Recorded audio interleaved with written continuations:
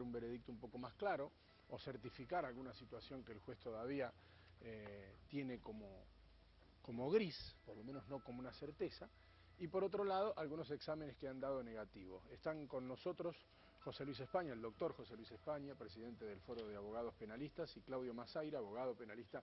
Ambos siempre nos visitan, pero en este caso, la exhumación de un cuerpo, por lo menos para los que lo miramos de afuera, parece un paso atrás. ¿Es un paso atrás o no lo debemos tomar así? Bueno, recién justamente la pregunta más o menos la estábamos charlando fuera de cámara y en realidad, salvo para la cuestión del tema de la vértebra y un poquito el tema de la C4 de la vértebra y qué podría haber ocasionado o qué disfunciones podría haber ocasionado eso en la víctima, no sería un avance. Es decir, más de lo que se hizo en la primera autopsia, es muy difícil que después de 2 meses, primero que no sabemos, nos podemos encontrar con un cuerpo en estado total de conservación, como en un cuerpo que se haya empezado a deteriorar. O sea, eso hasta que, es más, no sé, yo por lo menos no tengo constancia de cómo estaba el cuerpo cuando lo exhumaron. Pero más o menos coincidíamos en eso. Yo creo que van a intentar ver fundamentalmente el tema de la vértebra. Porque la vértebra, si está rota y afecta la arteria y la vena que pasan por el lugar, obviamente produce una disfuncionalidad en los miembros inferiores y superiores. Y desde el punto de vista investigativo, digamos, cuando alguien dice, bueno, hay que exhumar, ¿qué sensación le da al abogado? Y la verdad es que la misma sensación que le da a la gente. Esto no es algo ni agradable ni deseable. Lo deseable hubiera sido que se hubiera determinado fehacientemente en la autopsia qué es lo que sucedió y hoy se evitaría llegar a dar este paso. Como decía el doctor recién, mucho no van a poder determinar, más allá de las partes, digamos, óseas del cuerpo.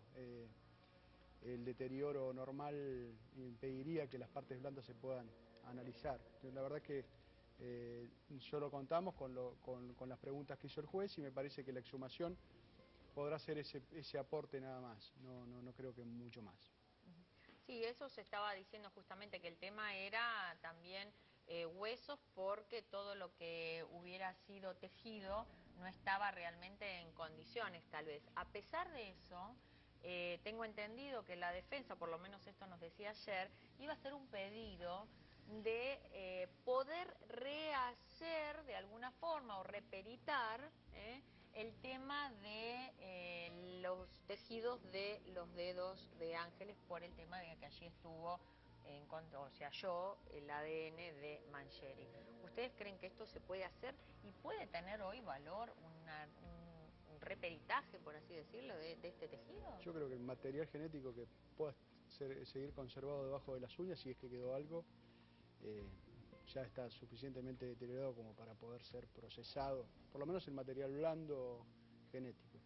No creo que pueda sumar demasiado, pero sin perjuicio de esto, me parece que la defensa tiene que pedir todo, no tiene que dejar nada librado al azar y de hecho lo están haciendo excelentemente hasta ahora. El hecho de que Sergio Patowski, que va a estar con nosotros en algunos minutos, haya declarado hoy, ¿significa que el juez lo llama cuando siente que ya no tiene nada que ver y como testigo, o en realidad porque quiere saber algo más?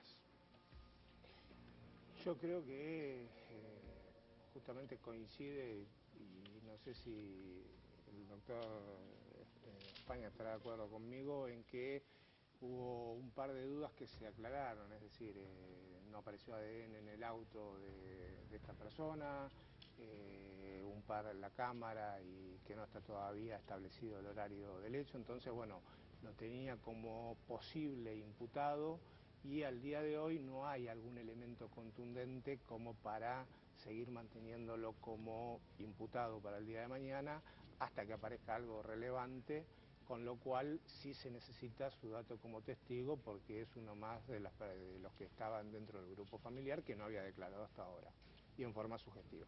Sí, yo entiendo un poco lo mismo. Me parece que quizás había un cuadro de cierto estado de sospecha anterior que para el juez se puede haber se puede haber extinguido a partir de las probanzas que se llevaron adelante, y hoy, bueno, puede hacer su aporte.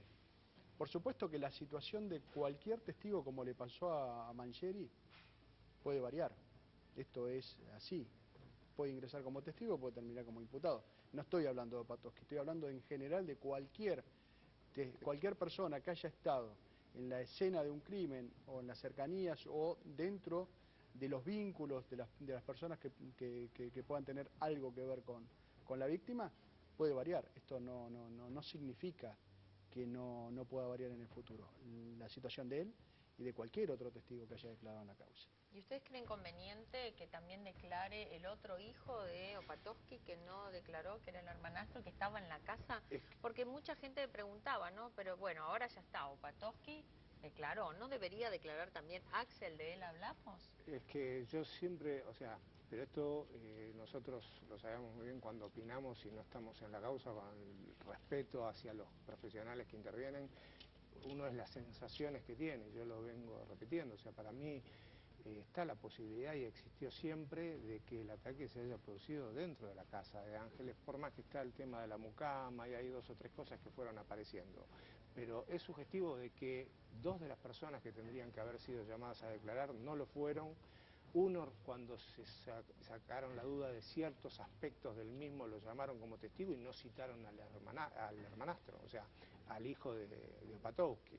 Con lo cual esto me sigue dando a mí a pensar ciertas probabilidades de que en la cabeza de su señoría siga rondando la idea de que pudo haber otra persona en el hecho.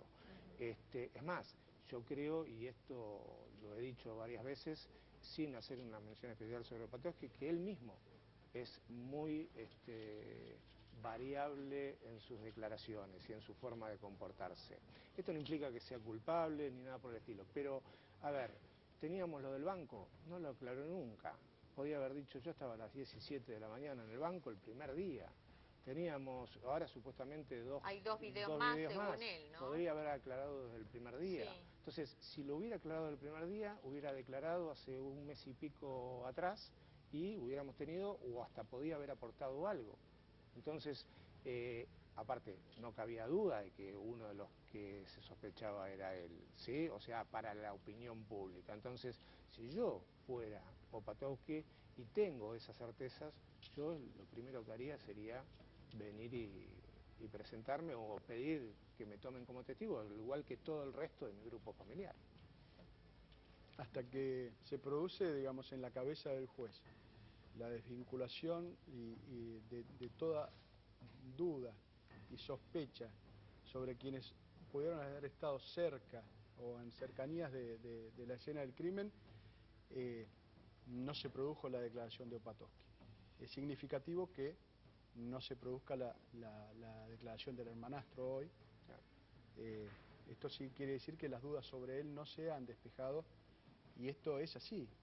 La realidad indica que las personas que están cerca de la escena declaran como testigos, salvo que exista alguna duda que pueda generar en el ánimo del juez esta situación de no tomarle declaración testimonial hasta tanto no tenga certeza de que no hubo participación. Lo que, como decíamos con Opatowski, también puede variar con respecto al hermanastro, ¿no? Claro. ¿Ustedes creen igual, o por lo menos lo que saben es, lo puede llamar a declarar en el momento que crea conveniente, o nunca, tal vez? Yo creo que en algún momento, ¿sí? Perdón. Sí, debería. Debería Citarlo a declarar porque... ¿Para despejar dudas es? No solamente, no es para despejar. Si lo cita a declarar para despejar dudas de la participación, lo tiene que citar a indagatoria. Ah. Si lo cita a declarar como testigo es porque ya en el ánimo del juez no hay ninguna duda de la posibilidad de participación en el hecho que está investigando. Pero es significativo y además debería, siendo uno de los miembros de la familia, habiendo estado en el lugar del hecho, o por lo menos en lo que se supone, porque la escena del crimen todavía no está definida, debería haberlo citado o debería citarlo en algún momento como testigo. 71 días pasaron. En muchas oportunidades hablamos de la velocidad. Para nosotros sí va lenta, para la gente de la justicia dice va muy rápido. Y algunos decían en algún momento, va tan rápido que puede producirse algún error. por la velocidad a la que va. Se pasaron de vuelta. Se pasaron de vueltas. Usted tiene esa sensación también. Sí, yo creo que sí. Me parece que esta causa marca, más allá de la mediatización y del interés de la gente, marca un antes y un después en cuanto a la evaluación digamos, hasta la capacitación que tiene la gente a partir de la divulgación de los entretelones procesales de esta causa. Digo esto porque antes no se hablaba de ADN, nadie hablaba de cadena de custodia, nadie hablaba de preservación, nadie hablaba de protocolo. La realidad es que cuando digo que se apuraron, porque primero pusieron el carro delante del caballo. Primero tuvieron al imputado y después buscaron las pruebas. Y lamentablemente cuando se actúa de esa manera, se realiza ese análisis metodológico en la investigación equivocado, al revés, después las pruebas no aparecen. Porque el camino es otro. Primero los datos, primero las pruebas, primero los elementos para evaluar y después la evaluación. Y aquí me parece que se apresuraron. Y esto, el tiempo dirá por qué pasó, cuáles fueron las circunstancias que rodearon esa noche la declaración de Mangieri. Yo creo que... Ahora, perdón, no fue adrede entonces, no se lo buscó, se dio. No, obviamente, se dio. no. Yo creo que se buscó un candidato que diera con el perfil necesario para poder imputárselo. Esto no lo estoy hablando en esta causa, ¿eh? Esto pasa en muchas causas. Ajá. En muchas causas, en donde la presión también social, y esto hay que reconocerlo, la presión de los medios y la presión social genera en el ánimo de los investigadores la necesidad de actuar rápidamente. Y es ahí donde se cometen los errores, muchas veces son errores, y otras veces malas intenciones, lo hacen a propósito. Y este me parece... ¿Y acá qué hay? ¿Hay error o mala intención? Me parece que hay de las dos cosas. Hay un poco y un poco. El apresuramiento conduce a cometer errores y también estaba la necesidad de encontrar un responsable. La presión era muchísima. Nosotros que trabajamos en muchísimas causas, advertimos la diferencia entre el tratamiento de una causa que tiene una repercusión pública y el tratamiento de las causas que no lo tienen. Esto genera en el ánimo de los jueces, de los investigadores, de los fiscales, esto es inevitable, somos seres humanos, son seres humanos, se pueden equivocar. Obviamente deberían abstraerse de esta situación lo máximo posible y poder evaluar las cosas con tranquilidad y no hacerlo apresuradamente porque llegamos a esto. Lo que está pasando, hoy no, pero el 29 se va a discutir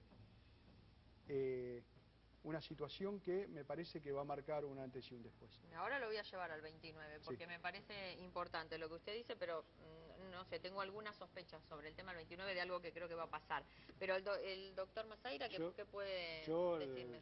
¿Errores también o malas intenciones? Casi siempre tenemos, aparte del muy buen trato que tenemos entre los dos, pero en algunas cosas siempre diferentes, sí. O sea, disentimos. O sea, yo creo con respeto... Me gusta que esta situación se dé, porque generalmente nos ocurre con un abogado que viene en una hora y otro que viene en otra hora, o uno que viene en un día y otro que viene en otro día. Pero muchas veces y el que parece un loco es uno, pero lo bueno es saber que no es una ciencia exacta. No es una ciencia exacta, no es matemática. Hemos tenido muchísimas discusiones y diferencias.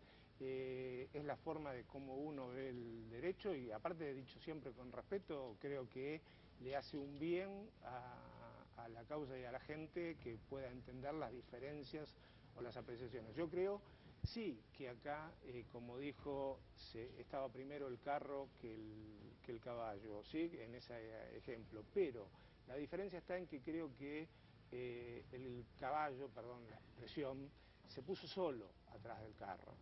Es decir, Mangieri fue llevado como testigo, empezó una testimonial y se autoincriminó. Automáticamente no es el juez el que lo puso atrás del carro, en mi forma de ver las actuaciones, sino que ya lo tenía atrás del carro.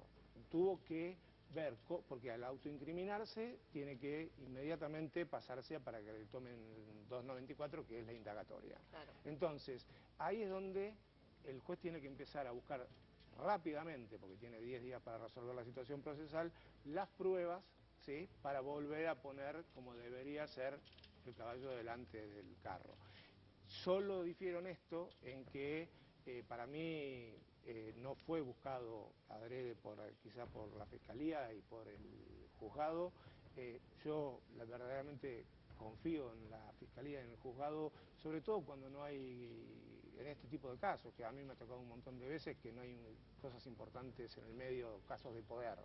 Aclaro por enésima vez que no soy abogado, pero hay cosas que me llaman la atención. En el auto de procesamiento, Mangieri termina detenido por un crimen agravado, por un delito agravado, por un homicidio agravado. Homicidio agravado por alevosía. Pero resulta que todavía tratan de establecer de qué murió Ángeles Rawson. Sí. Entonces, ahí hay como una incongruencia, ¿no? Es que todavía no saben cómo murió. Y entonces, ¿por qué? Y entonces, bueno, la calificación siempre es provisoria, eso es lo que entendió el juez en su momento. No varía, digamos, a los efectos prácticos hoy que por homicidio simple, que esté por homicidio calificado, por alevosía o por cualquiera otra O de las... criminis causa, O criminis causa no varía, claro. no varía su situación. Eso, digamos, la calificación siempre es provisoria, en el debate y con la sentencia se va a determinar. Pero no es importante cómo llega el juicio oral con la calificación. Es importante, pero también es relativo. Es tan grave, por supuesto que es mucho más grave el homicidio agravado, pero digamos, va a llegar a juicio oral detenido, esto no va a variar su situación. ¿Usted dice? Si se agrava, ¿Con lo que hay sí?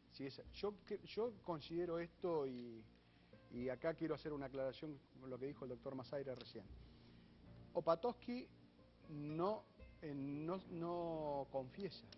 En su declaración testimonial, la declaración testimonial fue interrumpida antes de este famoso acta en el que se incorpora supuesta... Perdón, Mangieri, perdón.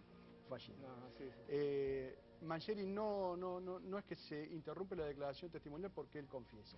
Se interrumpe porque entiende la Fiscalía que hay contradicciones.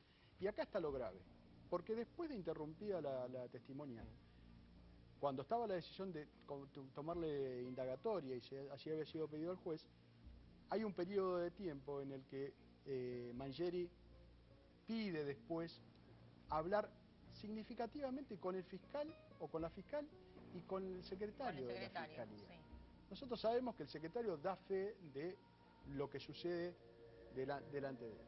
Es raro que un imputado, no sé si a vos te pasó, pida hablar con el secretario y con el fiscal. No, es más, lo he dicho también en su momento, que es raro la comunicación que hizo la fiscal Paula Salvo. Así como doy mis opiniones de una forma, reconozco cuando se producen cosas que sabemos que una fiscal generalmente no da este tipo de... Y además es raro desde este lugar. Ya estaba la decisión de tomar la indagatoria y se lo recibe en el despacho sin el abogado. Esto la verdad que es significativo. Pero yo no estoy hablando, cuando hablo de errores o cuando... El error lo puede haber cometido la Fiscalía y lo puede haber cometido el juez. Me parece que si alguien hizo a propósito esto, no fue ni el fiscal, ni la fiscal, ni el juez. Me parece que los investigadores pueden haber tenido algo que ver en esta situación, en esta pseudo confesión. Digo pseudo confesión porque él no dijo yo maté a Ángeles. Dijo yo soy responsable. Sí, yo te puedo decir después soy el responsable de sacar la basura. Mi mujer no tiene nada que ver porque no es la que saca la basura. No sé, soy responsable de no hablar a tiempo, no sé, miles de cosas se puede interpretar. Exactamente. ¿No? Me parece que uno interpreta lo que quiere. Si uno, acá interpretaron perjudicialmente en modo perjudicial para Mangieri. Pero la verdad es que los pasos que fueron dando prestan a confusión y a duda. A mí me generan mucha duda. La verdad es que es así, me genera mucha duda, pero no por una posición por ahí ideológica de defensor, porque la verdad es que soy defensor. Me parece que en la situación de Mangieri podría estar el día de mañana cualquiera de nosotros si se actuara de la misma manera. Entonces esto es lo importante que debe entender la gente. La gente con estas cosas se va educando en lo que respecta a las garantías que debe tener todo imputado en un proceso penal, sobre todo en un proceso penal donde se pone en riesgo un derecho muy importante que nosotros tenemos, que es la libertad.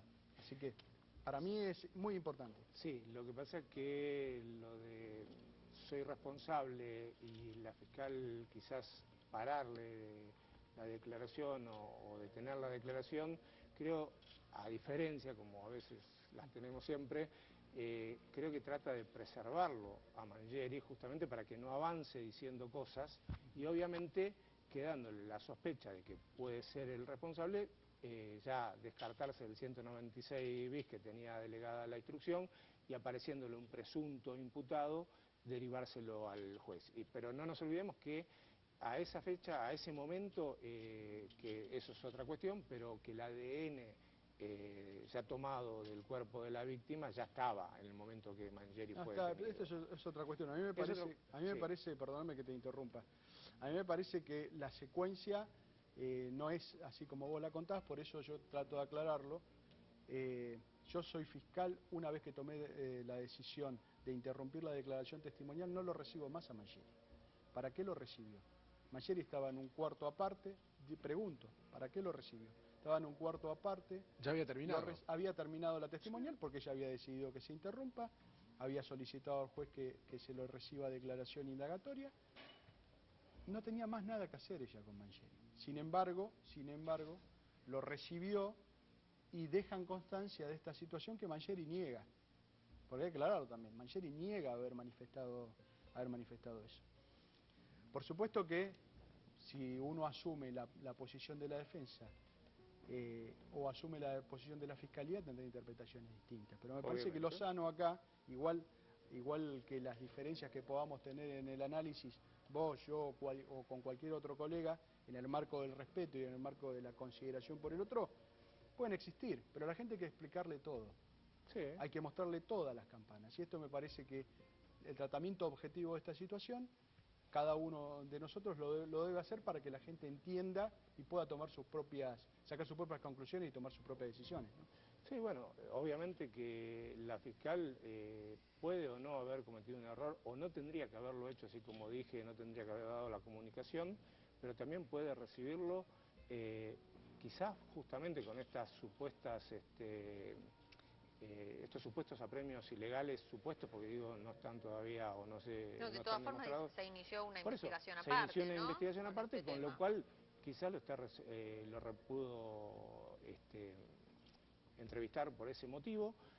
No está dicho qué es lo que surgió de ahí, y Mangieri obviamente luego se negó a declarar. Entonces, eso no creo que haya entorpecido la demás prueba que se colectó. O sea, si bien puede ser un error de la fiscal actuar de esa manera, no creo que sea motivo o base fundamental de la nulidad que se está planteando para el día 29, o sea, que planteó la defensa. Por lo menos desde mi punto de vista. Sí, me parece que es mucho más amplio el tema, porque las nulidades que plantearon arrancan desde la convocatoria a Mangieri como testigo. Arrancan de una Para usted sí, consideración... desde el punto cero. Para mí, por supuesto, porque arrancan desde la consideración de la existencia o no de un estado de sospecha sobre Mangieri, previo a la convocatoria de la declaración testimonial. La defensa entiende, y esto he tenido oportunidad de verlo y hablarlo, entiende que existía estado de sospecha sobre Mangieri anterior a la convocatoria de declaración testimonial, y por supuesto que esto Masaira lo sabe muy bien. Si existía estado de sospecha no se lo podía haber citado a prestar declaración testimonial, sino indagatoria. ¿Qué diferencia hay entre una declaración testimonial y una declaración indagatoria? Primero, que a una testimonial nadie se puede negar, no es acompañado por un abogado que lo pueda aconsejar lo que puede o no declarar. Sí, lo que yo te quisiera interrumpir un segundo es cuál sería el estado, para que la gente entienda, No, esto de sospecha. el estado de sospecha es porque antes de la convocatoria de la declaración testimonial había sido apuntado en un mail que la Fiscalía había mandado a investigar, y en función de eso el estado apuntado existía para la Fiscalía. Sí, pero sabemos que hasta ni siquiera la simple denuncia basta para recibirle declaración indagatoria. Entonces un mail que lo apunta es todavía menos, y anónimo, o no anónimo, No pero fue de una persona, es menos que una simple denuncia. Y vos sabés que la denuncia por sí sola no es elemento suficiente para llamar a una persona en indagatoria. Sí, pero tampoco para descartar la posibilidad, lo es para descartar, en principio, como pasó con Opatowski y pasa ahora con el hermanastro, con Axel, sí es en principio para descartar tomarle declaración testimonial, en principio hasta que se dispersen las dudas que pudieran existir. Porque si no hoy no hubiera declarado, Opatowski hubiera declarado hace un mes y pico atrás. Esta es la diferencia entre un estado de sospecha anterior a la declaración testimonial o no. Digamos, esta es la posición de la defensa. Yo la comparto, la verdad que la comparto ampliamente, y me parece que de ahí parte todo el tema de las nulidades planteadas. Desde el estado de sospecha anterior, además la característica de la declaración testimonial, las características de las preguntas y la formulación de las preguntas, a mí me sugieren más una declaración indagatoria que una declaración testimonial. Habiendo analizado la testimonial, las preguntas que se le formularon y en el marco de que estas preguntas se efectuaron. Así Ahora, que quiero algo que no me queda claro y que lo escuché por ahí. El hecho de cuando él se autoincrimina y llama a la fiscal y al secretario, ¿el secretario está actuando en calidad de qué en ese momento? ¿Por qué al secretario? ¿Es como si fuera el garante de lo que él está diciendo? ¿Y por qué no se llamó entonces al defensor oficial, por ejemplo? ¿El defensor oficial no tiene que estar o todavía no lo tenía, digamos? No, lo que pasa es que pero no hay un defensor oficial de turno. Él pidió hablar, pero no dijo por qué motivo. No dijo voy a confesar, Sí. podía haber contado cualquier otra cuestión que no tenía que tener por ahí relevancia con la causa. Yo creo que si le va a decir algo respecto de la causa, entonces ahí la fiscal debería haber llamado al defensor oficial. Por eso yo, desde mi punto de vista, le resto. Se interrumpió la declaración testimonial Sí. porque consideraba que se podía autoincriminar, no debió haberlo recibido después, sin su abogado. Esa es la realidad, esa es la única realidad. Interrumpe la declaración testimonial porque corría riesgo de autoincriminarse, y no se puede autoincriminar si no tiene todas las garantías para declarar. Bien, Entre entonces, ellas, ¿qué hace frente a eso? ¿qué hace frente a qué? Interrumpe la testimonial. Pero él dice que estaba hablando Sí. y le dice en ese momento, yo fui el responsable de lo de Ravignani. Bueno, le dice, bueno, momento, se interrumpe, usted no no fue habla así, más. no fue así, la secuencia no fue así. Entonces, a ver. Él declara en testimonial, Sí. ante algunas contradicciones consideradas por la Fiscalía, interrumpe la testimonial. ¿La interrumpe quién? La interrumpe la fiscal. La fiscal, está la bien. fiscal, Ahí vamos bien. ¿para qué? Para solicitar que preste declaración indagatoria. Interrumpe. Antes de que preste declaración indagatoria, luego de haber interrumpido la declaración testimonial, ya en condición de imputado, porque, digámoslo, ya estaba en condición de imputado una vez que interrumpieron la indagatoria. Está bien, fue antes entonces de la autoincriminación, cuando ella lo postela y dice, no, Claro, espere, hay contradicciones, creo que usted es sospechoso, evidentemente. Exactamente. Ahora bueno, sí. A partir de ahí no podía recibirle ningún tipo de declaración, si no es con la presencia de él. La verdad es que eso genera dudas. A mí me genera muchas dudas. ¿Para usted eso no es garantía del proceso? No, más allá de que yo siempre digo lo mismo. No sé si Mangieri es responsable o no del delito. Me parece que el camino para llegar a Mangieri es un camino que se recorrió equivocadamente. Entonces, no se garantizaron determinadas condiciones de las que debe gozar un imputado. Entonces hoy corremos el riesgo de que Mangieri pueda ser responsable del hecho, pero como se llegó sesgadamente a él con errores, quizás esto termine en un crimen impune. Claro. Finalmente llegó el día en que Sergio Opatowski tuvo que ir a los tribunales para enfrentar al juez Ríos, en calidad de testigo, las cosas como son. Muchos pensaban que la situación del padrastro podría en algún momento haber sido más comprometida, pero la realidad es que hoy fue como testigo. Estuvo hasta las 3 de la tarde. Nosotros dijimos que iba a estar en este programa, de hecho estuvo Opatowski aquí en el canal. Hubo alguna circunstancia que en este momento no puedo describir por la sencilla razón de que estoy al aire, pero puedo imaginarme qué pudo haber pasado. Y Opatowski se fue, enojado, con alguien que lo interceptó en uno de los pasillos del canal. Lamentamos que ello haya sucedido, por quién lo interceptó y por la decisión que tomó Opatowski de dejarnos plantados cuando ya había dado su palabra de estar en el programa. Pero bueno, esto dijo cuando salía de tribunales. ¿Usted me parece perfecto? ¿Un intento de abuso sexual que terminó en asesinato? ¿Está convencido de eso? Sí, es un psicópata. No lo dije antes, lo digo ahora, es psicópata. ¿Por qué no lo dijo antes? Porque antes no lo tenía en claro. Primero no lo tenía en claro y segundo no lo había hablado yo con las personas que tenía que hablarlo. ¿Qué lo llevó a tenerlo en claro? Hablé con doctores y médicos y psiquiatras de la familia y gente externa. ¿Su mujer qué dice? ¿Su mujer qué dice de Mangieri? No, no le diría nada, no, que lo juzguen, que lo condenen y chao, yo no tengo nada que decir. ¿Qué comenta de Mangieri? Nada, de Mangieri nada. Mi mujer está hecha pomada, no habla nada. Me imagino que No tiene que hablar nada. entonces, por la relación que tenían con Mangieri en esta Nada, era una declaración. relación normal de portero, familia que vive en un edificio. No había nada más de que cualquier familia pueda tener con un portero, nada. Sergio, ¿usted está enojado con alguien sabiendo que en primer lugar a usted lo acusaban?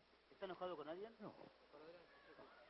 Mira, si yo tendría que estar enojado, a ver, ¿cuántas cosas dijeron de mí durante todo esto? Me dijeron de todo, de mi hijo dijeron de todo.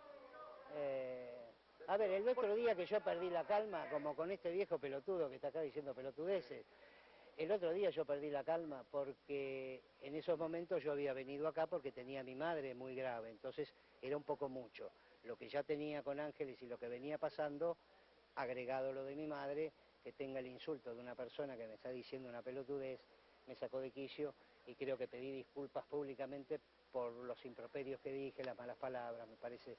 Pero fuera de eso, yo por mis venas corre sangre como la de todos ustedes, ¿eh? Y soy tan calentón y si me pones a Mangieri delante le parto un palo en la cabeza, no te quepa ninguna duda.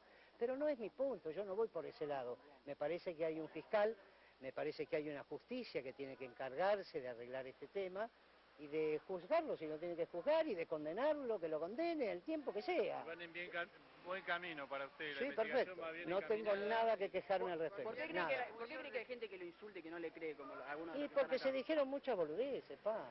Y yo me hice cargo, yo le dije, está bien, yo le pongo el pecho a las balas. Yo soy el padrastro. Yo no soy directo de la familia, ¿sí? Yo no soy el directo de la familia. ¿Que me van a dar a mí? Y bueno, denme. Total, después, o sea, cada vez el círculo se va cerrando y el que queda en la picota de Mangieri. Yo no quedo, ¿eh? Mi familia tampoco queda, ¿eh? Estamos saliendo despacito, salimos todos, queda él. ¿Solo el portero o usted piensa que hay alguna otra persona involucrada? No te sabría decir. No te sabría decir. Yo creo que Mangieri tiene, por el tamaño que tiene, es un tipo que 50 kilos lo levanta con una mano. Si yo puedo levantar una bolsa de 50 kilos, que me va a costar, pero la levanto, a él.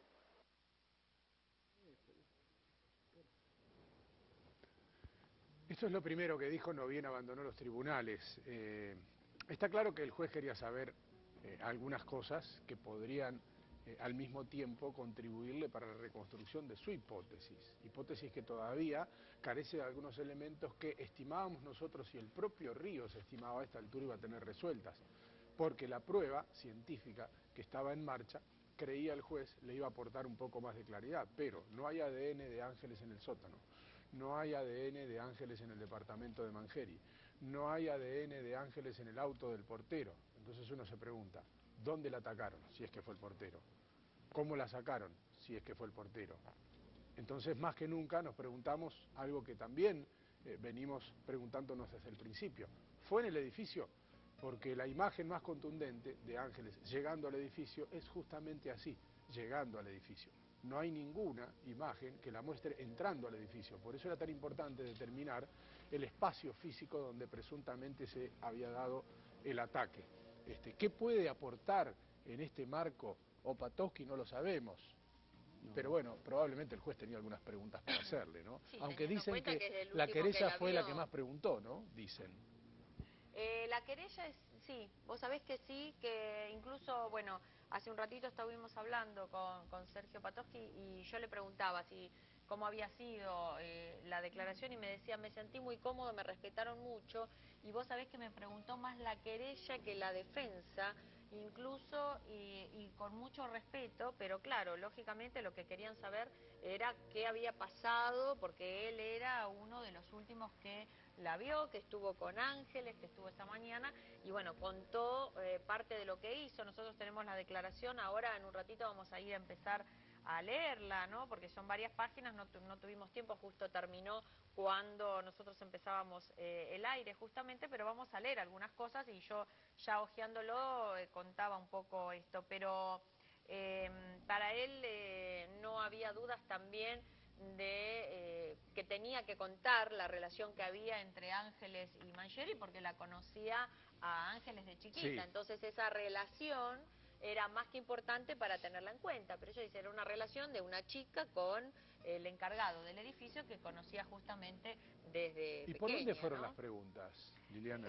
Mira, las preguntas no las leí todas porque recién, ya te digo, acabo de leerlo y está así muy por arriba, pero cuenta esto de lo que hizo las primeras horas, después si quieren los vamos a leer.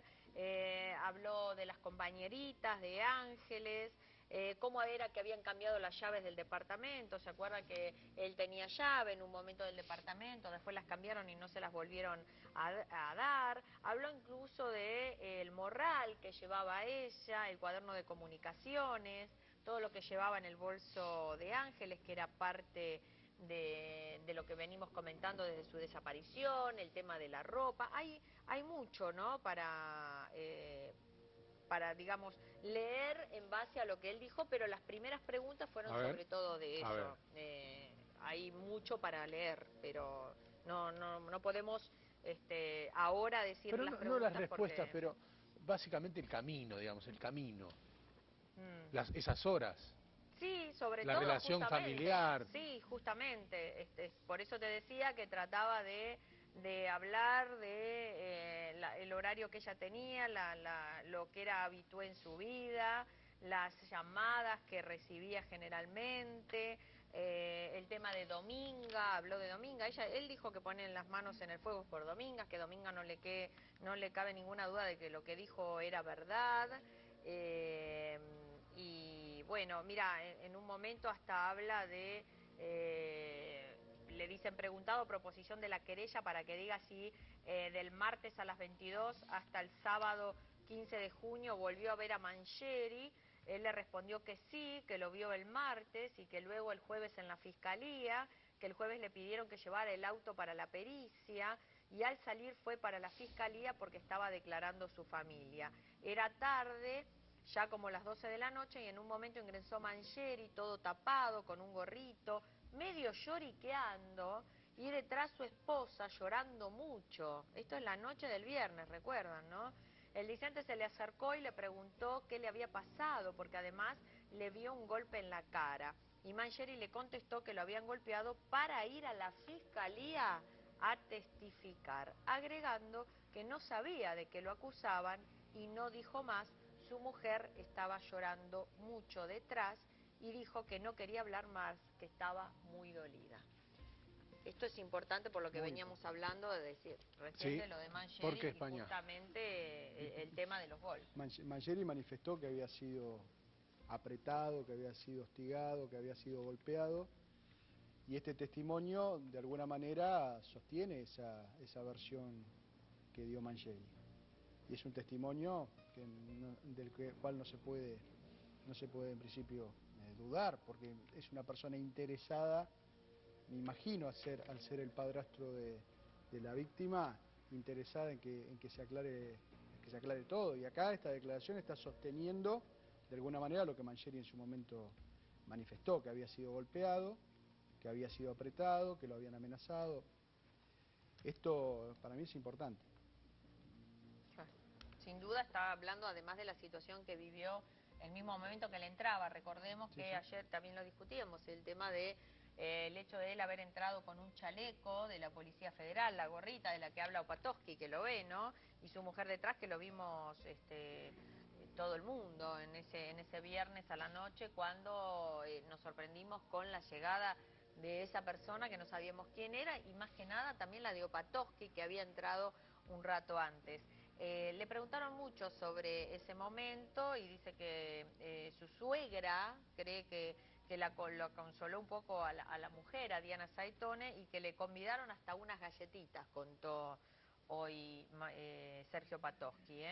Y también preguntado de la querella, para que vean que también fue justamente la querella la que más preguntó, para que diga si tiene conocimiento de cómo es el sistema de extracción de basura del edificio. Respondió que en líneas generales ponen las basuras en bolsas negras, las colocan en un hueco que era del incinerador y Mangieri saca siempre la basura a las 20. Esto comentó el mismo Sergio Opatowski. Recuerdan que había una vecina que dijo que ese día había pedido que saquen la basura a las 5 de la tarde. ¿Esto puede, para ustedes, le llamó la atención ese detalle?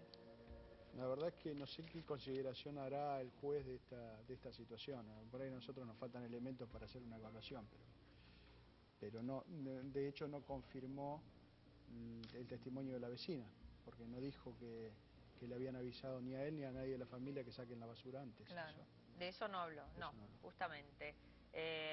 Para ese día, dicen, no existió ninguna situación diferente en el horario de extracción de basura. Esto dicho, porque enseguida le preguntan justamente eso. También se lo pregunta a la querella, ¿no? Si ese lunes existió alguna situación diferente en el horario, y él dijo que no, que siempre la sacan a la misma hora. Y después le preguntan a Sergio Patosky, a proposición también de la querella, para que diga cuál era el concepto familiar que hasta el 10 de junio del señor Mangieri, que tenía la familia del señor Mangieri, y respondió que era normal, que era un hombre normal, muy dado para la gauchada.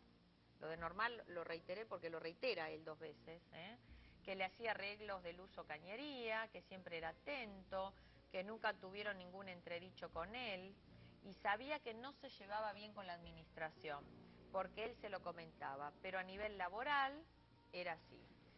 Interrogado para que diga cuánto hace que vive en Raviñana, y respondió que 10 años, es decir, que más o menos también el tiempo en que Mangieri también ya estaba en el lugar, y por eso que conocía a Ángeles desde chiquita. También le preguntaron si la familia tenía llaves de la terraza, y respondió que hay un solo juego que está colgado detrás de la puerta de entrada en una maderita, y que la única que la usa es Dominga para colgar la ropa, y su mujer había subido un par de veces para tomar sol. Así fue más o menos, estas son algunas de las preguntas. También le dijo que el sótano quedaba abierto. Esto es interesante, ¿no? Porque siempre se había dicho que el único que tenía llave era Mangieri. Y acá la verdad que él dice que a la terraza fue una sola vez porque quería hacer un asado, y que en el sótano quedaba abierto porque había chicas del edificio que guardaban bicicletas. A mí lo que me llama la atención es lo que dijo después, ¿no? Antes dijo que en las primeras horas que confiaban ellos en Jorge Mangieri. Muy ambiguo.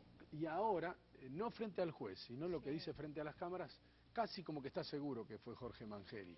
Claro. Es más, llegó a esbozar la forma en la que pudo haberse producido el crimen, y ratificó lo que ya había comentado en otra oportunidad respecto de la posibilidad de un intento de abuso sexual. Me llama la atención teniendo en cuenta que los elementos por ahora no prueban absolutamente nada de lo que él dice. Sí hay, insisto, un ADN en la uña de Ángeles Rawson, que pertenece al portero Jorge Mangieri, que no es un dato menor y que de hecho es lo que mantiene a Mangieri detenido en el penal de Seiza. Pero es llamativo, ¿no?, este cambio rotundo. Hay como un doble, para mí, ¿no? Hay como un doble discurso. Una cosa lo que se dice delante del juez y otra cosa después lo que se dice delante de las cámaras. Por supuesto que el margen para decir cosas en la justicia es mucho más acotado, tiene que responder lo que le preguntan, pero me parece llamativa este cambio de actitud, ¿no? Sí, lo que pasa es que acá ya no es solo, o sea, son cosas totalmente, prácticamente que varían de un extremo al otro, porque lo que ha dicho en la justicia es, de lo que hemos podido ver, es más o menos como que prácticamente confiaba o que no le veía ningún rasgo de posibilidad a Mangieri, y apenas sale a los escalones de Palacio termina prácticamente diciendo que a partir de ahora puede comenzar a sentir rabia por él. Sí, eso es raro, ¿no? También hay que aclarar esto.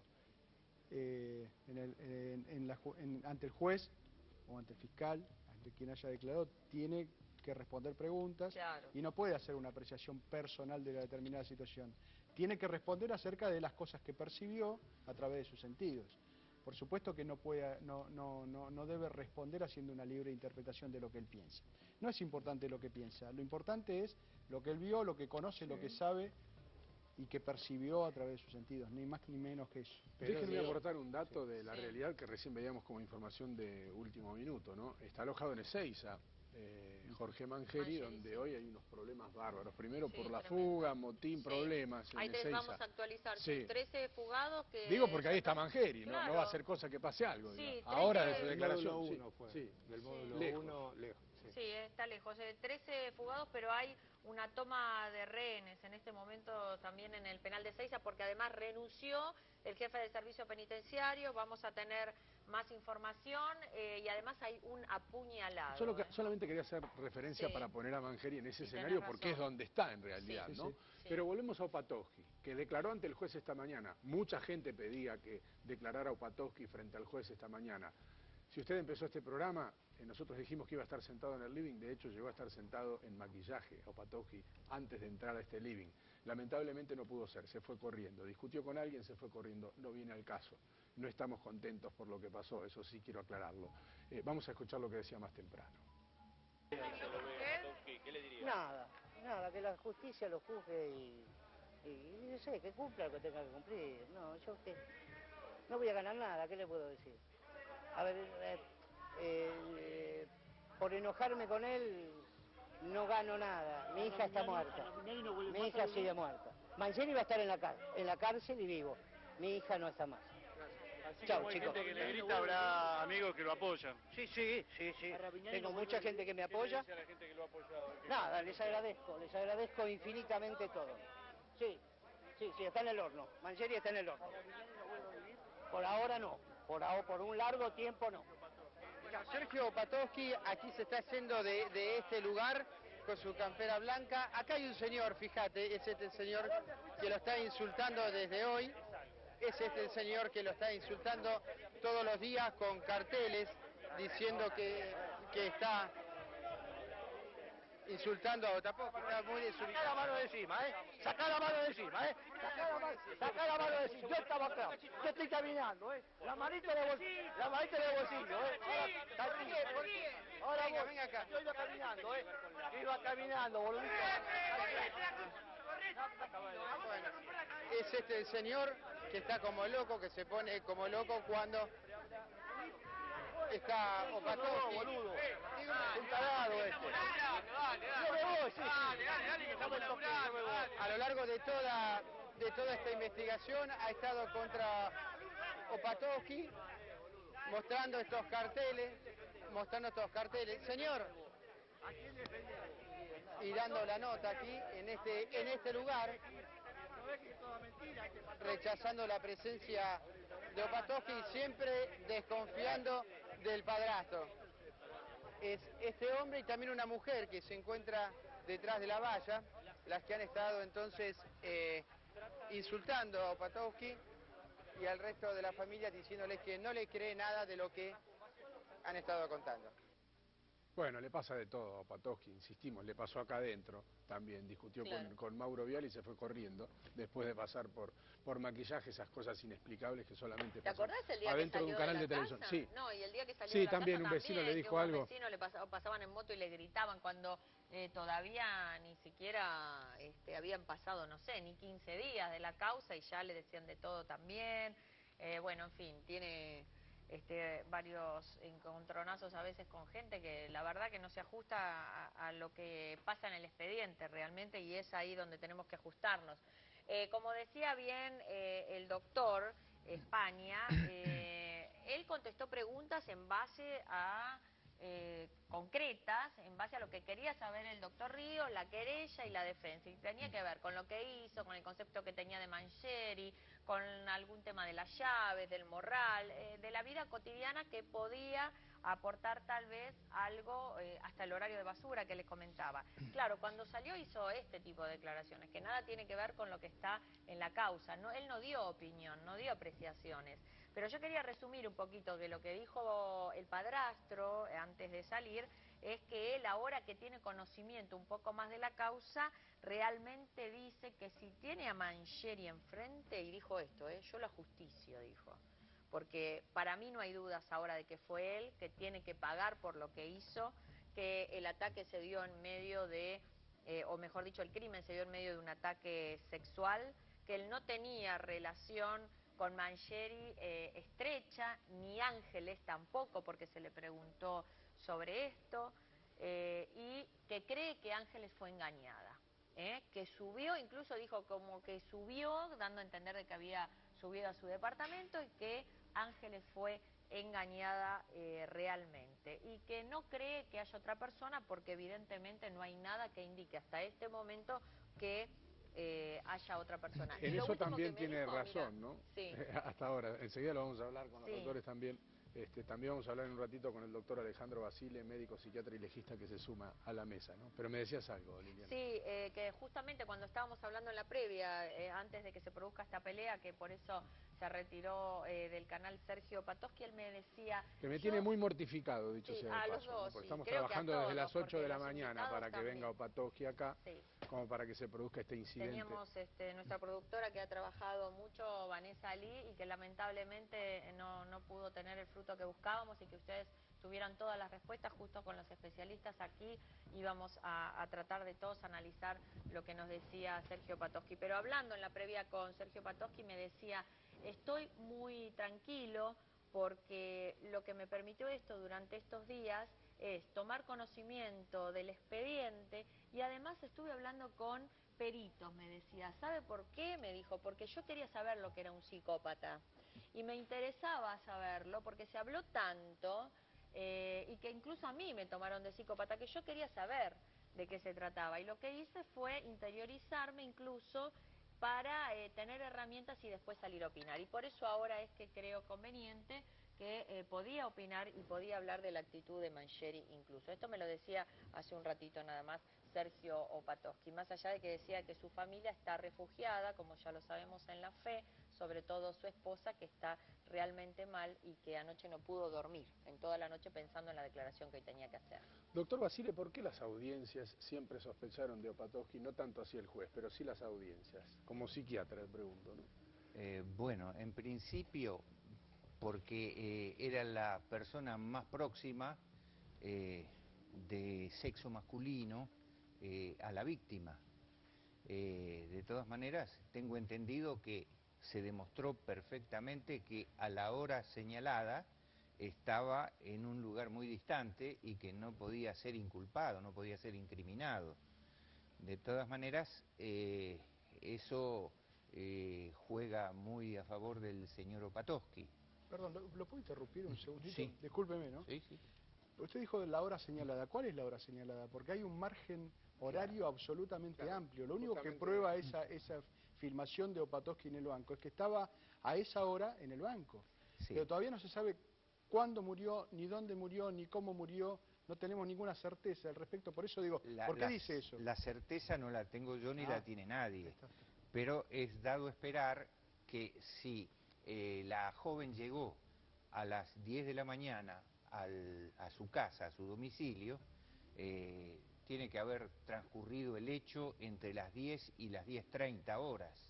¿Pero por qué afirma eso, doctor? Por el video, dice usted, por el que video, vimos por la llegada, supongo. No, está bien, pero el hecho, hay un margen absolutamente amplio de hora del fallecimiento, que inclusive ahora esta Junta incorporó o está trabajando tanatólogos muy importantes para determinar con más precisión la hora de la muerte. Por eso, la verdad que nosotros, los abogados, todos los que opinamos y opinamos en un medio de comunicación, tenemos que hacerlo con responsabilidad. Perfecto. Porque si usted está centrando el hecho en un horario determinado cuando ni siquiera el juez lo tiene. ¿Por qué afirma eso? Disculpe que lo interrumpa, pero me gustaría que lo aclare.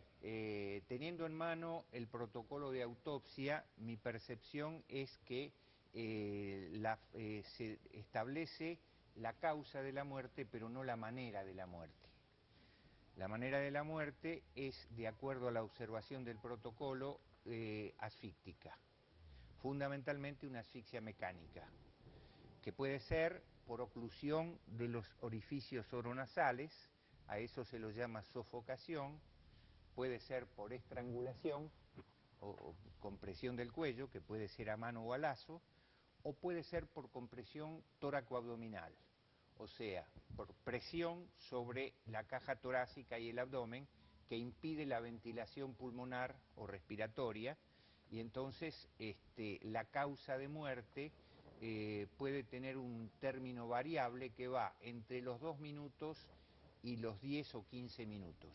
Sí, ¿De si qué? me ¿A contar permite, desde dónde, doctor? Perdóname, Más aire, no, sí. porque en esto terminamos, esta Coincidimos. vez coincidimos en esto, en cuanto a que yo también, igual que el doctor España, entiendo que una cosa es la hora de la captación, o de la posible captación, que es cuando puede ingresar, que se podría haber dado en ese momento, y otra la hora en que se hayan producido las agresiones hacia la chica, porque pudo haber estado cautiva, pudo haber estado, o sea, no hay un plazo establecido específicamente, un horario establecido específicamente para que nosotros podamos afirmar que Opatowski, más allá de que yo siempre tuve algún recelo al respecto y lo reconozco, esté descartado totalmente, como no lo podría estar descartado nadie hasta que no me digan a mí un horario más preciso, que prácticamente en tanatología es muy poco probable que sea precisa la hora de la muerte. Pero con un margen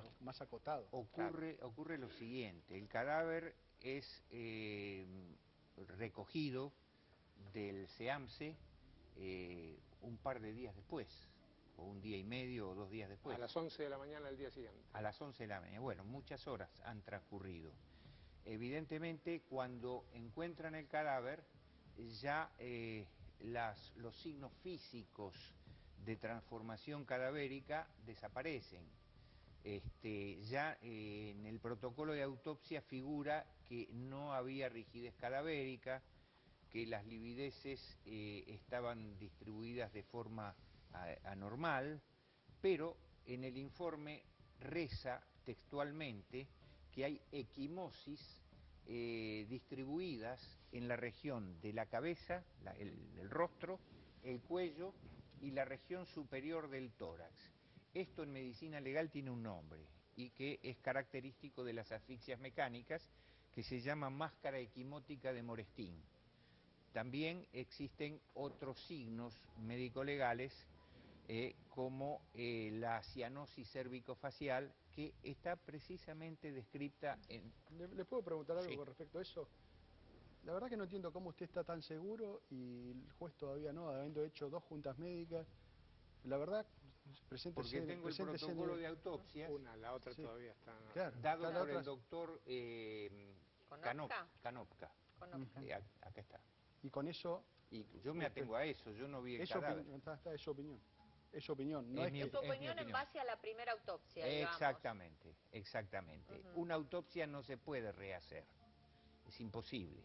Incluso los integrantes de la comisión ad hoc reconocen que van a tomar algunos elementos de juicio y nada más. Ahora, acá ¿podríamos determinar a partir de esos datos, de todas las variantes que usted manejó de falta de oxígeno, cuál fue la que mató a Ángeles Rawson, si es que la mató alguna de ellas? Sí, mi opinión es, porque esta autopsia ha sido incompleta. Ahí está, eso también es O sea, interesante. una autopsia debe ser ordenada, prolija, completa y además ilustrada. O sea, ha sido ordenada y prolija, pero no ha sido completa. Bien. Por ejemplo, no se ha descrito las lesiones posibles, yo no las he visto, en el cuello. Pero también podrían haber dicho no había ninguna, por ejemplo, y no figura. Bueno, ahora está pidiendo un gráfico justamente de cuello y tórax. Ese es el carácter de ilustración que tiene que tener la autopsia. En otro orden de cosas, no se ha hecho la panorámica de cuello, método propiciado o técnica propiciada por los profesores Bonet y Pedache, que consiste en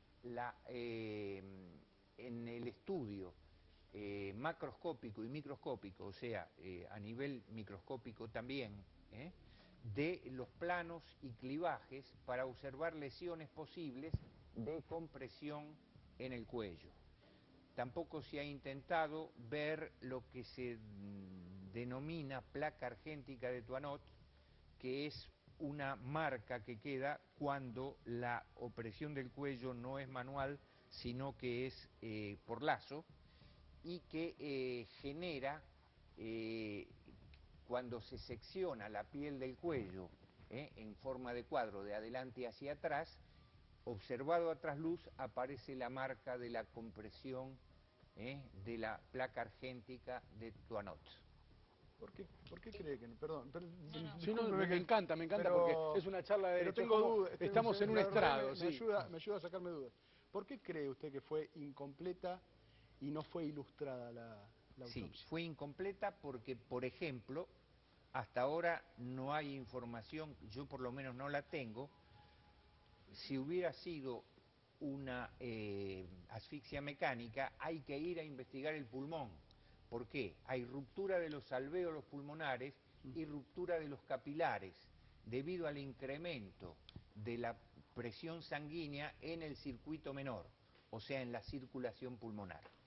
Entonces, me gusta cómo se plantea la cosa, abriendo un paréntesis lo digo, porque es más o menos como se da en un juicio oral. Probablemente el doctor España hubiera preguntado esto y él hubiera dicho, es mi opinión, y el juez saca una conclusión de eso, ¿no? Claramente. Aún sobre algo tan a veces contundente, digo a veces contundente porque en este caso no lo fue, como una autopsia. Y que así ¿no? va a ser en un Y así juicio va a ser. oral, justamente con la diferencia de que los tres magistrados verán qué le asusan a crítica, qué los convence más o qué les infiere más confianza, sí, lo que puede plantear, en este caso el defensor, lo que podría plantear un querellante, o le convence la explicación Mire, que yo da me el imaginaba al perito. doctor diciendo, ¿para usted está incompleta? Preguntándole a España y él diciendo, para mí está incompleta, y la sala haciendo, murmullo en la sala, ¿no? Pero muchas Es que, veces se da. es que entre todos aprendemos también e informamos y educamos de alguna manera.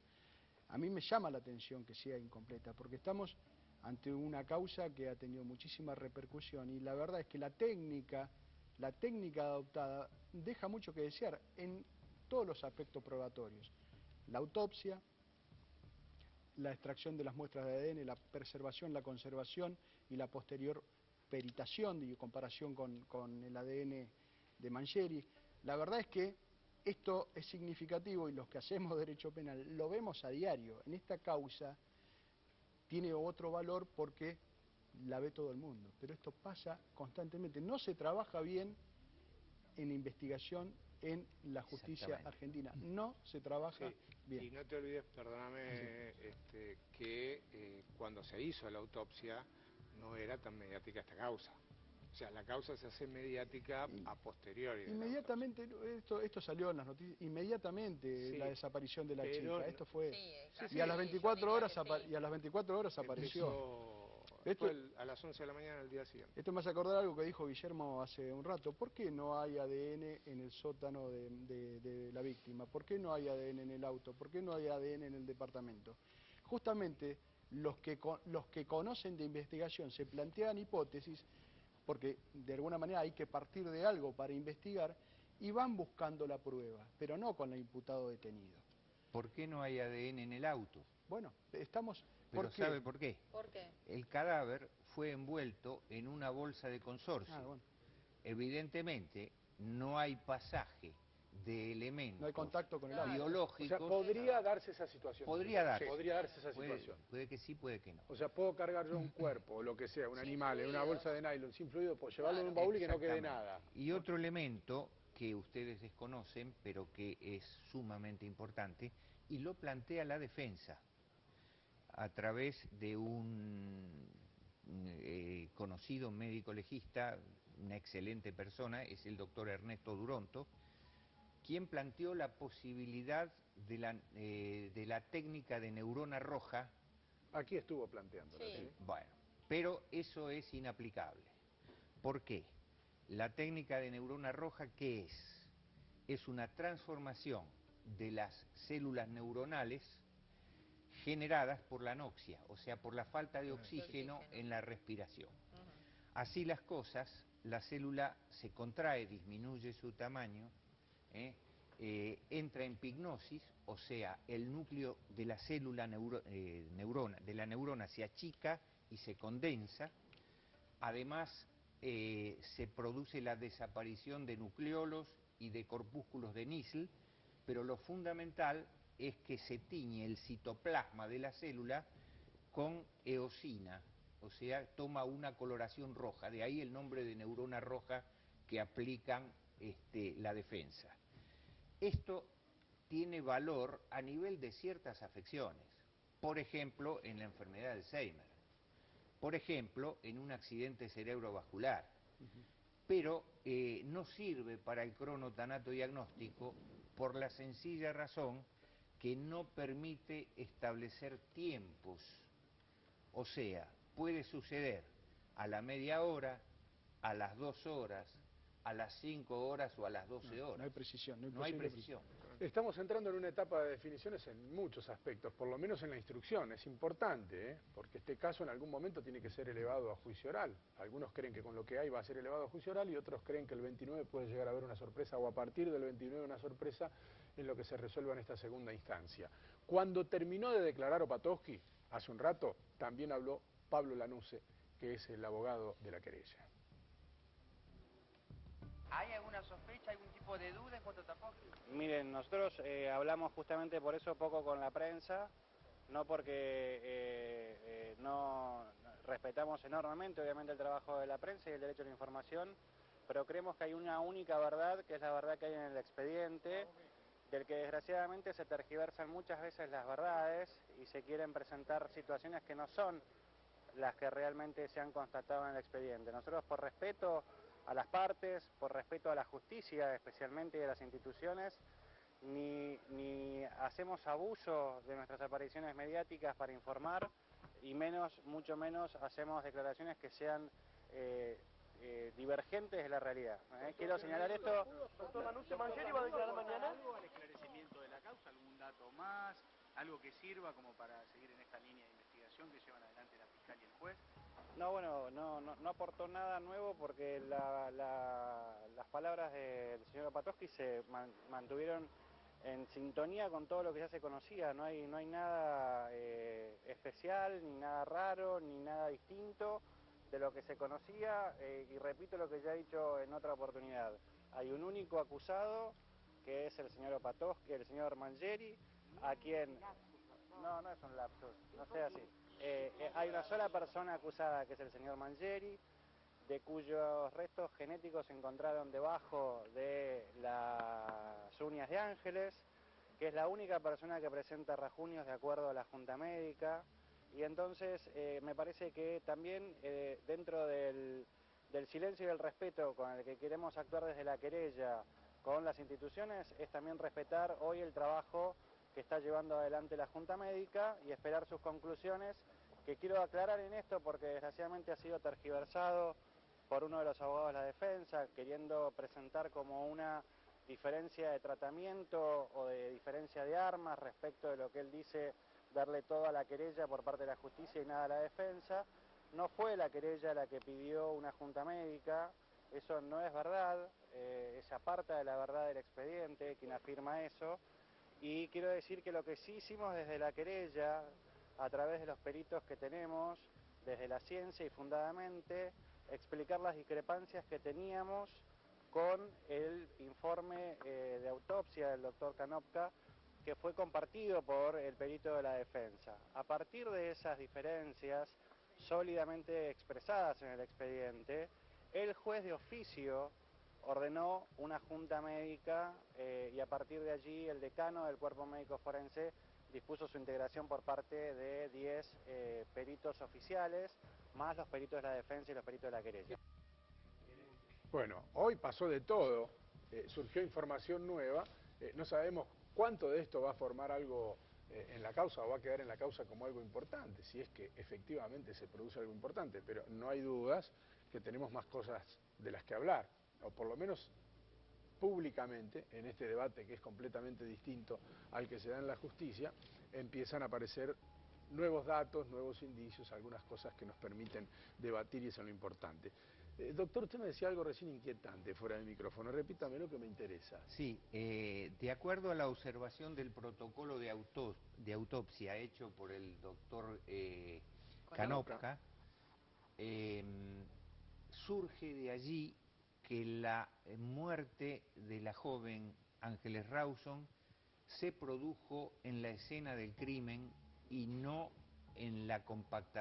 por acción de la compactadora mecánica. ¿Qué elementos de juicio tengo yo para valorar estos signos que se observan descritos en la autopsia? En primer lugar, que hay fracturas de huesos largos. Los huesos largos... ¿Dónde están, por ejemplo? Por ejemplo, en el antebrazo, en el brazo, en los fémures, las piernas. En todos los huesos hay un agujero nutricio. así se lo denomina, por donde entra una pequeña arteria que nutre al hueso y una pequeña vena que sale, que lleva de retorno la sangre al corazón. Ocurre que cuando el hueso se fractura y el sujeto está vivo, la superficie cruenta de fractura suele tener algunas partículas de sangre, producto de la circulación, porque el hueso es un tejido vivo, cosa que no aparece cuando se trata de un cadáver y se fractura un hueso. Allí la superficie es seca como en todo el resto del organismo, salvo los lugares de acúmulo de sangre. Así las cosas, en el protocolo de autopsia inicial se refiere que la gran mayoría de los huesos largos presenta fracturas sin signos vitales. Eso es lapidario. Está aclarado Bueno, eso así. es lo que quiere aclarar justamente la Junta hoy, porque entre esas cosas que se le preguntan es cuáles son las lesiones vitales y post-mortem. Correcto. Digo, ¿y cómo antes no se podía haber visto claramente? ¿Había muchas dudas? Usted leyó la primera. La primera. Y ya con eso lo pudo determinar. Y seguro, porque es, la segunda autopsia tendrá que determinar si lo que se hizo en primera instancia es correcto o no. O sea, no puede partir de hechos nuevos, no hay hechos nuevos. Los únicos hechos nuevos que hay es la transformación cadavérica, nada más, producto del transcurso del tiempo. Y usted habla de fractura, pero por ejemplo, a ver, yendo un poquito más de lo que quieren, de lo que pregunta el juez Ríos para la Junta, ¿no? Dice, ¿qué lesiones pueden presentar el cuerpo con maniobras de abuso sexual? ¿Usted vio algo en ese informe o cuál cree que puede ser? ¿Eso se puede determinar ahora, 71 días después? Es muy difícil, pero los elementos que indican el abuso sexual, o por lo menos el acoso sexual, ¿no es cierto? El abuso sexual... Acoso, perdón, ¿usted lo llama un intento? A la tentativa. Está bien. Pero también, desde el punto de vista jurídico, se llama abuso sexual a la tentativa también. Sí. O sea, toda maniobra en donde se toca el cuerpo es un abuso. Toda accionar en el que se habla, se intenta, se intimida verbalmente, eso es acoso. Existen signos típicos en casos de acceso carnal o violación, que ahora se llama abuso sexual con acceso carnal o agravado. Sí. Así las cosas, existen signos que son genitales, por ejemplo, el desgarro del himen, que en este caso no está, el acceso carnal por vía anal, que tampoco se constata, y existen signos paragenitales. ¿Cuáles son esos signos paragenitales? La apertura violenta y brusca de las regiones inguinales o femorales de la víctima para acceder sexualmente. Y eso siempre deja una impronta. Ahora, en la autopsia eso está muy mal descrito o no existe. Puede ser que el obductor no lo haya puesto porque no lo observó. ¿Y ahora sí se podría observar o 71 días después es imposible? Es muy difícil porque los elementos biológicos entran en putrefacción. Pregunten, doctores. Sí, aprovechen. Una pregunta. Usted tuvo acceso a la autopsia y dijo que no había sido completa y que no había sido ilustrada. La ilustración se refiere a la fotografía del cuerpo. Fotografías, gráficos que se suelen acoplar al informe que hace el mismo obductor. Yo le pregunto, ¿por qué cree que no ha sido suficientemente documentada? ¿A qué lo atribuye? ¿Una mala práctica? ¿Desidia? Porque la verdad es que para mí es importante. No lo conozco al doctor Kanopka, no lo conozco. Por ejemplo, uno de los miembros de esta honorable junta es el doctor Oscar Losetti, amigo personal mío, el doctor Cohen, también gente de alto nivel. Yo no puedo hablar del doctor Kanopka porque no lo conozco. ¿Usted hubiera fotografiado? Yo hubiera fotografiado Demblé. Creo que algunas fotografías se tomaron, pero también es buena la práctica que el obductor, terminada la autopsia, haga una referencia sobre gráficos de monigotes del cuerpo humano. Cuando se graba una autopsia, ¿se hace de una sola toma y se corta al final o se va editando? Conviene que sea continua. Conviene que sea para continua. que no dé lugar a Pregunto esto por el famoso dato del anillo que falta, ¿no? Que en una toma está con 4 anillos y en la otra toma está con 3 porque pero hubo un corte refiere en la en el medio. autopsia que se extraen determinada cantidad de anillos. Lo dice. Lo dice la autopsia. Es que hay una primera fotografía aparentemente cuando está en la SEAMSE, ahí aparecen los 4 anillos y el tema es cuando después ya está en el cuerpo médico forense, ya aquí en Capital, ahí es cuando aparece con un anillo menos. Para ustedes, doctores, abogados penalistas, ¿eso es sustracción de prueba o no? Que un anillo haya desaparecido del lugar donde estaba y aparezca en un sitio completamente distinto sin que quede muy claro cómo apareció por allá. No, puede dar lugar a algún tipo de investigación, un sumario administrativo interno de la gente que intervino, pero verdaderamente... Claro, hay que ver qué incidencia... ¿Qué incidencia puede llegar a tener el día de mañana ese anillo? No es trascendente. Obviamente. Lo que sí es trascendente, algunos detalles de la autopsia. Por ejemplo, la hemorragia meningia generalizada. Eso suele producirse por 2 mecanismos. Uno puede ser un traumatismo cráneoencefálico, que aparentemente existió, otra puede ser por el mismo proceso asfíctico. Los pequeños capilares de las membranas meningias se estallan, se produce un derrame generalizado. Pero hay otras cosas que sí llaman la atención y que están muy bien descritas en la autopsia.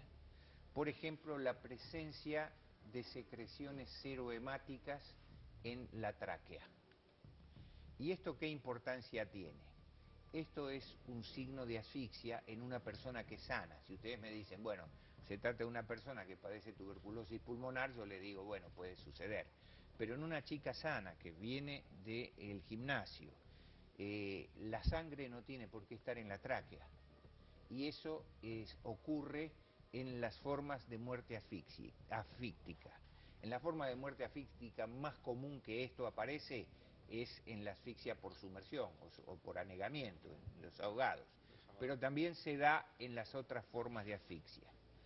La existencia de la equimosis, en lo que yo denominé, mejor dicho, yo mencioné como máscara equimótica de Morestín, eso es taxativo. No existen manchas de Tardieu en las pleuras.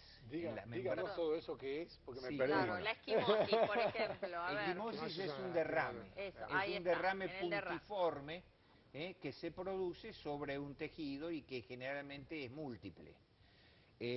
Las manchas de Tardieu, ¿qué son? Son pequeños derrames que se producen por el aumento de la presión arterial en el circuito menor, o sea, en la circulación pulmonar, y que estallan a nivel de las pleuras, que son cerosas que recubren el pulmón. Esas manchas de Tardieu suelen estar presentes en todas las formas asfícticas, pero pueden no estar. ¿Se tomaron muestras de pulmón? No sé. No surge... Sí, muestras de pulmón hay. Lo que no sé es si se fotografió la superficie externa del pulmón. Pienso que deben haberlo fotografiado. Y hoy, después de 2 meses, puede quedar algún signo es muy raro, identificatorio. porque cambia el color de la superficie no se puede pulmonar. Por allí se puede ver. Yo no le puedo decir ni que sí ni que no a eso, doctor. Digo, como para ver que la gente entienda bien y nosotros también, sobre todo también para poder seguir adelante. Si usted nos tendría que decir en este momento, ¿cómo fue el proceso de la muerte de Ángeles? ¿Cómo comenzó? ¿Con una mano, por lo que usted dijo, puesta, por ejemplo, en la boca para que le falte el aire? ¿Es así? ¿Y cómo siguió? Sí, habría que ver en general si la mano puesta sobre los orificios oronasales es, digamos, de una fuerza muy intensa, en algún momento va a dejar estigmas unguiales o marcas o hematomas a nivel del rostro. Y de las encías. Y de las encías. En la encía, en el bermellón interno del labio, se observa la impronta de los dientes. No hay fracturas dentarias. Pregunten ustedes, ¿eh? No, está todo eso le acoto de las No encías hay también fracturas porque... dentarias, pero sí la impronta de los dientes sobre la Los parte labios. Y eso interna estaba por la misma descrito. presión. y por la misma presión. ¿Eso estaba descrito? Está descrito en la autopsia. Entonces, para usted... O sea que en algún significa momento eso. le taparon la Le boca. taparon la Tiene que boca. tapar la boca. Por ejemplo, para no gritar también. Exactamente. No Y solo acá para... puso usted el dedo en la llaga. Sí. Cuando un sujeto tiende a estrangular a alguien, yo no sé si la muerte fue por estrangulación o no, porque ya les dije que Utiliza las dos manos en el cuello. Utiliza las dos manos en el cuello. ¿Cuánto tiempo tiene que ejercer esa presión? Según los autores, alrededor de 10 minutos. Si es que no se produce... ¿10 minutos para matar o 10 minutos para que pierda la conciencia la víctima? No, ocurre lo siguiente. Puede morir dentro del primer minuto si se produce una inhibición vagal. O sea, si la presión genera un reflejo del nervio neumogástrico que determina el paro cardíaco instantáneo. Entonces ahí no vamos a tener muchos signos de asfixia. Vamos a tener más bien los signos de inhibición, que son muy pocos. Eso, cuando no pasa eso, entonces la acción de opresión del cuello dura entre 8 a 10 minutos aproximadamente. Pero el ejecutor no puede sostener la fuerza durante todo el tiempo. Los dedos se fatigan, los músculos de las manos se fatigan, y entonces cambia de posiciones, que es lo que va dejando improntas, las diferentes marcas. Las diferentes marcas. Claro, vos no podés estar 10 minutos haciendo presión sobre algo sin tener que como descansar en algún momento. Esto es como agarrar una bolsa pesada del supermercado. Claro. ¿Y qué pasa con la víctima? ¿Qué pasa con la víctima? La víctima tiene dos opciones. En el momento en que le quitan o disminuyen la fuerza sobre el cuello, o grita o trata de respirar. No puede hacer las dos cosas a la vez, porque el grito implica exhalación de aire, expulsión de aire. Entonces la víctima opta por una de las dos cosas. Eso puede ser una de las causas por las cuales no se oyó ningún grito. Puede ser. No digo que sea, todas son conjeturas. El tema, doctores, es que no está establecido si fue en el edificio o no. La escena del crimen todavía no se ha podido determinar. El lugar del ataque no se pudo determinar. De ninguna manera. Ni siquiera, inclusive hay todavía muchísimas dudas acerca de las causas generadoras de la muerte, cómo se produjo la muerte. Evidentemente el juez todavía tampoco tiene claro cuáles son digamos, las lesiones que recibió antes de morir y después de morir, el mecanismo de la muerte. Evidentemente todavía está muy abierto esto, más allá de la opinión del doctor, que yo la respeto, pero en un juicio, en un debate oral no sería concluyente. Mira, voy a una pregunta vieja, pero que todos los días aparece, porque cambiamos los especialistas y todas las opiniones nos importan. La prueba del ADN. Sí. ¿Es válida o no es válida? ¿Es contundente o no es contundente? Es contundente. Es contundente. Es excluyente. Perdón. Sí. Es una cosa que sea válida, otra cosa que sea excluyente, otra cosa que sea muy importante. La verdad es que siempre tenemos que tratar de hacer una justa valoración. A ver.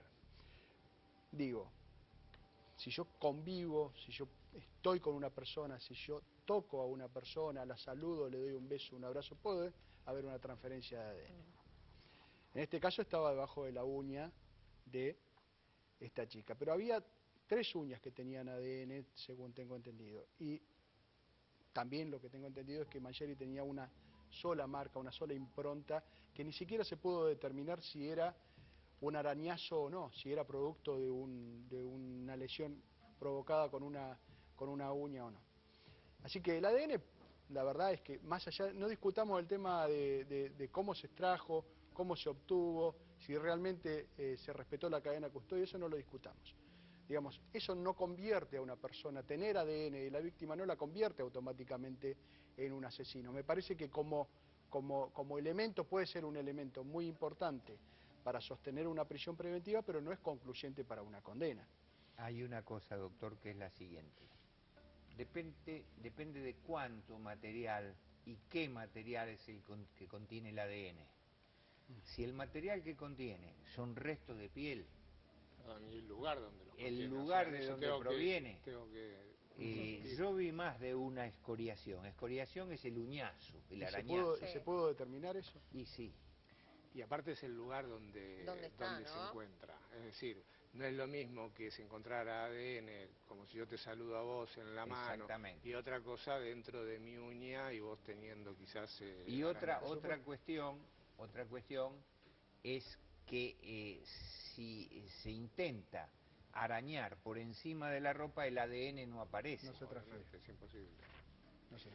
Y los parciales, yo ya lo he dicho de una vez porque me ha tocado en varios casos, que a veces los alelos que surgen del ADN parcial, es decir, cuando no hay un ADN completo, se completa, pero son indicios, claro, y son indicios importantes en cuanto a la cantidad. Es lo que se llama genoma humano. Claro, que me atribuyen la posibilidad de que sea el responsable. Yo he tenido algunas causas en las que no ha habido ADN completo, lo he dicho acá en otro programa, y se llegó a esa valoración sobre, por ejemplo, qué sé yo, sobre la disposición, como yo le digo, de la torta del ADN, qué sé yo, 9 o 10 celdas de esas alelos sobre el total del resto. Para explicarlo mejor, doctor, es lo mismo que si usted tiene una huella dactilar incompleta. La puede completar o no con otras encontradas en otro lado, y ver si se superponen, si superpuestas son las mismas, ¿no es cierto? O corresponden al mismo individuo. Qué complejo, ¿eh? Me parece que lo interesante, más allá de la terrible muerte de una chica de 16 años que todavía se está investigando y que lejos está todavía de establecerse quién o quiénes fueron los responsables, es que en estos 2 meses todos hemos aprendido mucho. Lo que parecía muy terminante hace 2 meses no lo es tanto ahora, y se pone en duda absolutamente todo. Bueno, esto es un debate oral, más o menos así es un debate oral. Cada parte va a defender su posición y va a tratar de fijar en las fragilidades de la exposición del otro la posibilidad de que su defendido en su caso recupere la libertad, o si es el fiscal, el acusado termine preso. Pero esto es ni más ni menos lo que termina pasando en un debate, ¿no? En realidad el debate es una construcción que hace el fiscal de un relato, una reconstrucción histórica de un relato, y triunfa, esto entre comillas, aquel que mejor representa su relato o aquel que mejor defiende su relato. Los abogados defensores podemos construir nuestro propio relato o atacar el relato del fiscal. Y esto es muy sano, y además está muy bien que se sepa, porque la verdad es que yo he escuchado de todo a partir de y he escuchado colegas que hasta cuestionan el trabajo del defensor y de los defensores. Me parece que los defensores están cumpliendo su rol, que es cuestionar de la mejor manera posible cuál es la investigación que llevó adelante el fiscal hasta el momento. Ese es el rol del defensor, desde que comienza a defender hasta el último acto de representación de un imputado, debe defenderlo. Y esto, además, es su responsabilidad. Si no lo hiciere, estaría cometiendo mala praxis. No, en eso estamos de acuerdo. Lo que no quiere decir que con el respeto que sabemos que nos manejamos con colegas que están actuando, uno pueda dar su opinión respecto de las circunstancias, podemos disentir en la forma en que lo están... Lo mismo pasa en el plano médico, doctor. Obviamente. Yo, por ejemplo, con el doctor Ernesto Duronto soy muy amigo. Él es válido lo que pero él tiene diferencias usted, de criterio. Hay diferencia de criterio. Y hay que contar que es el nuevo perito de parte, ¿no?, de la defensa de... El doctor Duronto. El doctor Duronto ese, ¿eh? Y otro tanto pasa con otros colegas. Es interesante el debate y me parece que se da con este nivel de exposición porque el caso no aflojó en la opinión pública. Sigue generando un enorme interés y por eso cada vez se fue más profundo. Evidentemente un debate en tribunales tiene otros ribetes, pero el caso tiene distintos escenarios de discusión. Uno son los papeles, lo decimos siempre, es lo que tiene el juez en la mano, lo que va incorporando la causa y lo que va a decidir la suerte de Mangieri o no. Y otro escenario completamente distinto es este, donde además todos juegan. También juega la Fiscalía a su manera, también juega el juez a su manera, y la defensa y la querella también a su manera, a veces directa en algunos casos y a veces indirectamente. Pero todos aportan información a este círculo vicioso. La realidad es que esto lo ha vuelto interesante. Yo Sí. diciendo en esto, A para mí ver. no es un círculo vicioso, para mí es un círculo virtuoso. Virtuoso. Virtuoso porque la verdad que trasciende, las cosas trascienden el ámbito cerrado de la justicia. Si bien esto es una investigación y hay cosas que deben mantenerse ocultas, porque estamos en plena etapa investigativa, lo cierto es que también la gente quiere saber por qué una persona llega a estar imputada a un delito, cuál es la metodología para recoger prueba en su contra, si se cumplió o no se cumplió con esta metodología, cómo se trabaja en la investigación, si se trabaja sobre hipótesis o directamente, y esta es mi visión, el investigador, el buen investigador, trabaja con hipótesis y va tratando de comprobar su hipótesis. Cuando no la puede comprobar, la descarta. Acá, me parece, como pasa en muchas causas judiciales, esta es mi experiencia, quizás el colega tenga una experiencia distinta, se arranca al revés. Entonces, se busca un responsable y después se buscan las pruebas. Y pasa lo que está pasando ahora con Mangieri. La única prueba que lo está vinculando al hecho es este ADN. Sí, es el ADN. Si él fuera realmente responsable, deberían haber encontrado otras pruebas, salvo que el juez las tenga y todavía no las haya Pero mostrado. un ADN no es importante, Pero, doctor, por por supuesto, lo que pero- decíamos, porque pero- evidentemente hay rastros. ¿Cómo es que se llegan a Puede ser que contactar haya- claro. Mangieri con la Pero chiquita? puede ser que haya un ADN y que no haya ningún otro elemento probatorio Sí. que pueda determinar, por ejemplo, dónde se cometió el crimen. Y sí, puede ser. ¿Y no es un detalle, por ejemplo, que él haya estado en ese Tanta mismo prolijidad. horario en el departamento, en el Sí. edificio? No en el Como- departamento, en el edificio. Como estuvieron muchas otras personas. O sea, eso lo ubica en un determinado lugar y volvemos Claro. sobre No, lo que... pero, Por a eso ver, digo, la pero circunstancia del convengamos lugar no es importante. Convengamos en que es un elemento que crea un indicio fuerte Sí. al que la defensa obviamente va a tratar de oponerle lo que le llamamos nosotros contraindicios para tratar de demostrar de que pudo haber sido de otra forma, pero que un ADN en el lugar en el que se encontró, porque hasta ni siquiera quizás por ahí en una soga en el que haya quedado en el depósito, porque se Fíjese le puede cuál haber es caído en otro momento. el argumento de la defensa. Cuestionar la cadena de control.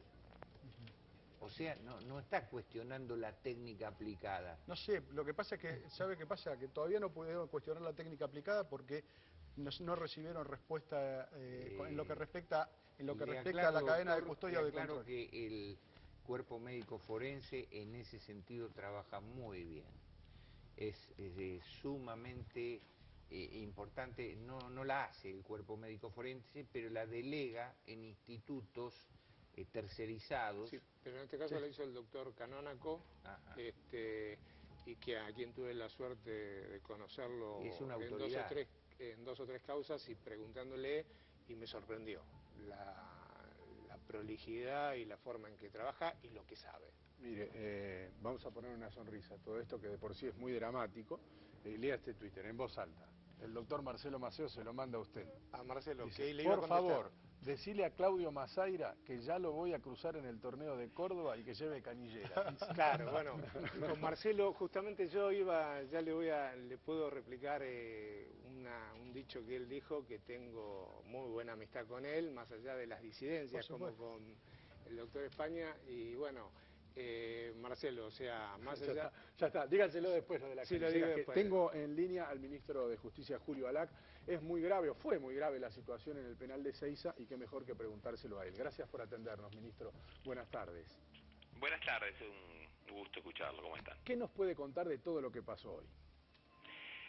Primero, hubo una fuga que ya fue detallada en cuanto a sus características por el jefe del Servicio Penitenciario Federal, el doctor Ortel, en cuanto a que se fugaron 13 internos, de los cuales 2 han sido recapturados. Las fuerzas de seguridad federales y provinciales están buscando intensamente al resto, pensamos que lo vamos a ir recapturando de forma progresiva, y por otra parte, cerca del mediodía,